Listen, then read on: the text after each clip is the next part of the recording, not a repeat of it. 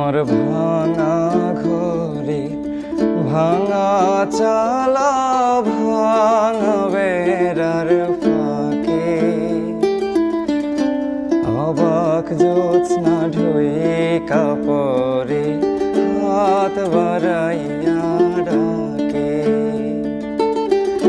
হাত ইশারায় ডাকে কিন্তু মুখে বলে না। আমার কাছে আইলে বন্ধু আমারে পাইবা না। আমার ভাঙা ঘরে ভাঙা